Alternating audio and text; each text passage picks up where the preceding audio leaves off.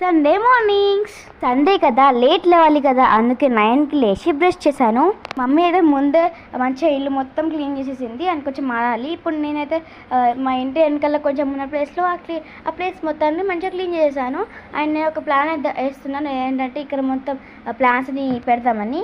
And మొత్తం clean చేసేసాను. దాని తర్వాత చూసారా ఎంత నీట్గా ఉందో. ఎవ్రీ సండే మేమైతే బెడ్షీట్స్ కర్టెన్స్ అయితే మేము వాషింగ్ మిషన్లో వేసేస్తాము. దాని తర్వాత నేనైతే మంచిగా హెయిర్ బాత్ చేసుకున్నాను. ఇక మా డాడీ అయితే మంచిగా పూజ చేసేసిండు. సండే స్పెషల్ బ్రేక్ఫాస్ట్ వచ్చేసి ఈరోజు మాకు దోశ అనమాట. సో నాకైతే దోశ వేయడం చాలా ఇష్టం, నాకు ఇంకా చాలా బాగా వస్తుంది. సో ఫస్ట్ చేశాను కాబట్టి అట్లా కొంచెం మంచిగా కుక్ కాలేదు. అండ్ ఎప్పుడు ఒకేలా పల్లి చట్నీ ఎందుకు అయితే మమ్మీ చెప్పింది, అందుకే మా మమ్మీ మంచిగా టమాటోస్ ఇట్లా ప్రిపేర్ చేసి ఇస్తే నేనైతే గ్రైండర్ పెట్టాను. అయితే టమాటో చట్నీ అనమాట. సో ఎంత మంచిగా వచ్చింది కదా. ఈలోపు మా ఇంటి ముందరికి ఆవు వచ్చేసింది. మా డాడీ, మా తమ్ముడు, నేను కలిసి ఆవుకి రైస్ ఇంకా దాంతోపాటు పిండి కూడా పెట్టేశాము.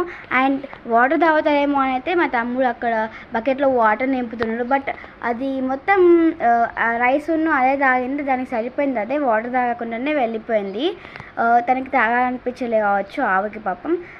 ఇక ఆవు వెళ్ళిన తర్వాత నేను, మా మమ్మీ, మా తమ్ముడు, మా డాడీ మంచిగా దోశ చేసుకొని తినేసినాం. సో మీ ఇంట్లో ఏం బ్రేక్ఫాస్ట్ కామెంట్ చేయండి, అండ్ ఎట్లా ఉందో కామెంట్ చేయండి.